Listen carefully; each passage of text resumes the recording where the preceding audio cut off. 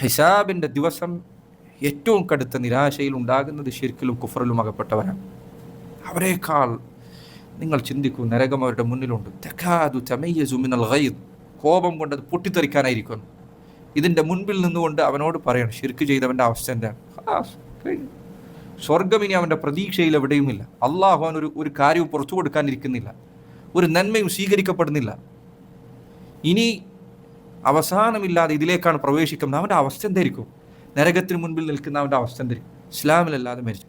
അള്ളാഹു ഖുർആനിൽ പറയാൻ, വഖീല ലഹും ഐനമാ കുൻതും തഅബുദൂന മിൻ ദൂനില്ലാഹ്, അവരോട് നാളെ ചോദിക്കപ്പെടുന്നതാണ്.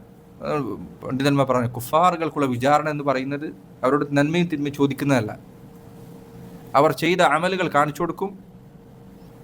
ഇതെല്ലാം നീ ചെയ്തിട്ടുണ്ട്, നരകത്തിലേക്ക് വലിച്ചുകൊണ്ടുപോകും. ഇതല്ലാതെ നന്മയും തിന്മയും തൂക്കി നോക്കുക എന്നത് കുഫാറുകൾക്കില്ല, മുശ്രിക്കീങ്ങൾക്ക് അവിടെ ആ അർത്ഥത്തിലുള്ള വിചാരണ ഇല്ല തന്നെ. ചെയ്തത് കാണിച്ചു കൊടുക്കും. അള്ളാഹു പറയുന്നത് അവരോട് ചോദിക്കപ്പെടും, ഐനമാ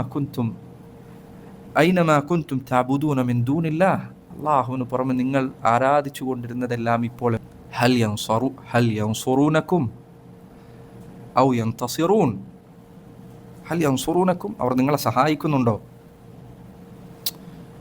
സുബ്ഹാനല്ലാഹ്, അന്ത്യനാളിൽ മനുഷ്യൻ ശിർക്ക് ചെയ്തിട്ട് വന്നെത്തുന്ന ഒരാളുടെ കാര്യം എന്താണ്? ഇന്ന് ആളുകൾ പറയുന്നു നോക്കൂ, മുസ്ലിം പേരുള്ള ആൾക്കാർ പറയുന്നു നോക്കൂ, ശിർക്ക് ചെയ്തിട്ട് പരലോകത്തെത്തി നമുക്ക് ഇവരുണ്ടാവും അവരുണ്ടാവും. ഹൽ യൻസുറൂനക്കും, അവർ നിങ്ങളെ സഹായിക്കുന്നുണ്ടോ? അം യൻതസിറൂൻ, സഹായത്തിനായി അങ്ങോട്ടും ഇങ്ങോട്ടും വിളിക്കാൻ ആരെങ്കിലും ഉണ്ടോ?